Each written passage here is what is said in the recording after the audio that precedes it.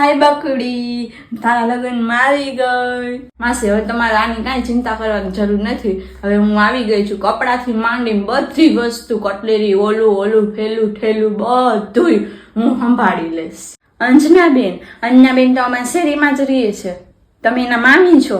બરાબર. તમે કાંઈ ચિંતા ન કરતા. હું તમારા ફૂલવાળા ભાઈને ફોન કરવો છો? હાલો, હું હમણાં જ કરી દઉં છું એને. તમે છે ને શાંતિથી છે ને કાંઈ ચિંતા કર્યા વગર બેસો. તારે થોડુંક તો જમવું જ પડશે અત્યારે. પછી દાંડિયા રાસમાં ખબર ને પછી ચક્કર ને એ આવે તે જોયું તું ને ઓલીનું, આપણે લગ્નમાં ગયા હતા ત્યારે. થોડુંક તો ખાવું જ પડશે. અને કાલે તારે છે ને ખાવું ન હોય તો હું તને કાંઈક બીજું ગમે તે જ્યુસ કે લિક્વિડ કે એ કાંઈ કરી આવી દઉં. એ કાકા તમને કહું, એ તોડો ન્યા નથી લગાડવાના, હું આ લગાડવાના છે. એ છાસવાળા ભાઈ 5 ગ્લાસ ઓલી બાજુ દઈ આવો. હા, દાદીમાં બેઠા છે, માસી બેઠા છે ને એક બીજા માસી બેઠા છે ને દઈ આવો.